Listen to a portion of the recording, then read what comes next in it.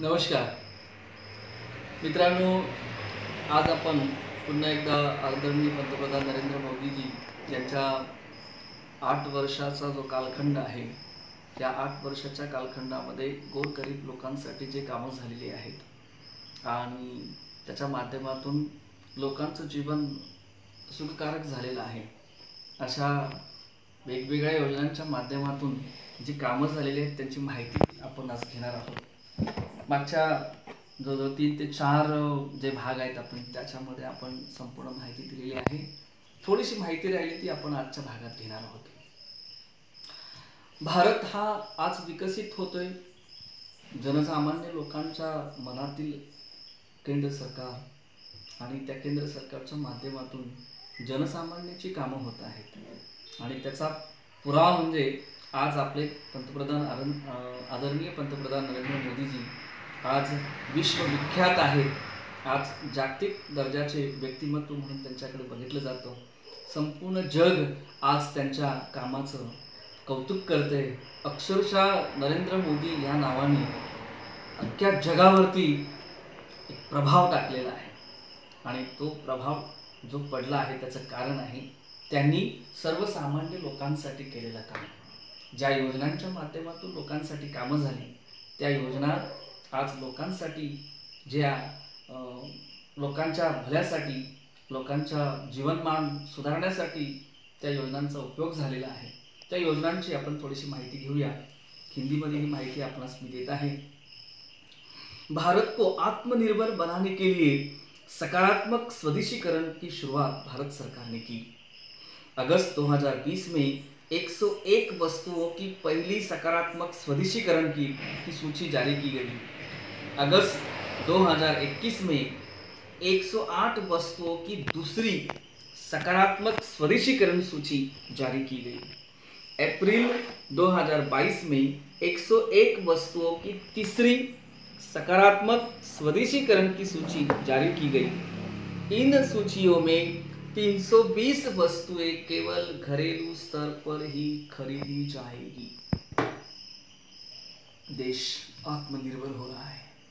आदरणीय पंतप्रधान जी का स्वप्न है, ऐसा स्वप्न है कि देश आत्मनिर्भर बने.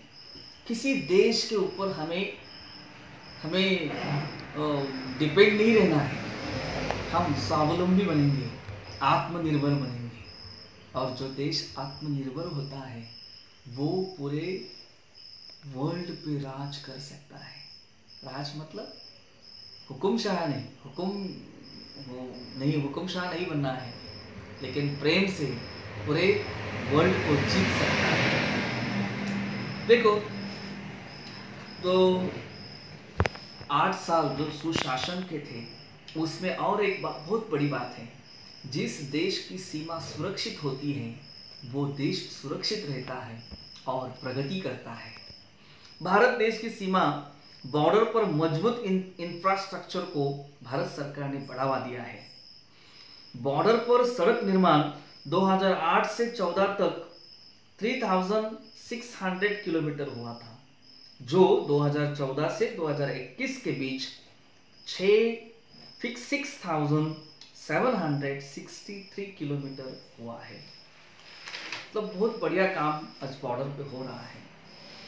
पुल देखे जाए तो बॉर्डर पर पुल निर्माण की संख्या 2008-2014 में पुल बनाए गए थे. 7270 पुल बनाए गए, जो 2014-21 के बीच 15,000 पुल बनाए गए हैं इन 2014 से 2021 के बीच. तो हमारा बॉर्डर आज सुरक्षित है. रक्षा क्षेत्र में निवेश भारत सरकार ने बहुत बढ़िया किया है. रक्षा क्षेत्र में एफडीआई की सीमा ऑटोमेटिक रूट द्वारा बढ़ाकर 74% की गई है. बजट 2022-23 में घरेलू उद्योग के लिए पूंजीगत खरीदी बजट का 68% यूज किया गया है. किसानों को सिंचाई की चिंता से मुक्त करने के लिए मोदी सरकार काम कर रही है, क्योंकि 70% लोग आज खेती करते हैं, तो वो अगर खुशहाल रहेंगे, और अच्छा जीवन जिएंगे तो ही देश खुशहाल रहेगा। तो 2015-16 से अब तक 63.96 लाख हेक्टेयर भूमि में उचित सिंचाई व्यवस्था की गई है। 57.5 लाख किसानों को उसका लाभ मिला है। कृषि क्षेत्र में कायाकल्प की दिशा में भारत आगे बढ़ रहा है। कृषि बजट 2013-14 का अगर देखा जाए तो 21,933 21,933 करोड़ का बजट था, कृषि बजट, जो अब बढ़कर 2022-23 में 1,24,000 करोड़ हो चुका है। कृषि बजट बहुत बड़ा है। 21,000 किधर और 1,24,000 मुझे 1,24,000, जिसके माध्यम से किसानों के लिए बहुत बढ़िया काम हो रहा है। जो हमारे नायक थे, जिस देश के नायक होते हैं उनका सम्मान जहाँ जिस देश में होता है वो देश गौरवशाली होता है। तो भारत सरकार ने, आदरणीय पंतप्रधान नरेंद्र मोदी जी ने उन वीरों को सलाम किया है, प्रणाम किया है, सम्मानित किया है। नेशनल वॉर मेमोरियल 1961 से इसकी मांग थी, पर दशकों बाद पीएम मोदी जी ने इसका निर्माण करवाया। नेशनल पुलिस मेमोरियल 1994 से ये लंबित था। दशकों बाद पीएम आदरणीय पंतप्रधान नरेंद्र मोदी जी ने सभी बाधाओं को दूर कर इसका निर्माण किया है। तो वीरों को नमन करना देश की प्रगति का लक्षण है, देश की सुरक्षा के लक्षण है, देश का सम्मान इससे बढ़ता है। भारत का रैंकिंग देखा जाए तो उसके रैंकिंग के बारे में थोड़ी सी मैं जानकारी देना चाहूँगा। 2014 में भारत कहाँ था और 2022 में आज भारत कहाँ है। अर्थव्यवस्था 2014 10वें स्थान पर 10वीं रैंकिंग थी, आज 5वीं रैंकिंग है। कार बिक्री में 2014 में 7वीं रैंकिंग थी, आज 4थी है। विद्युतीकरण में 4थी रैंकिंग थी, आज 3री है। मोबाइल उत्पादन में 12वीं रैंकिंग थी, आज 2री रैंकिंग है।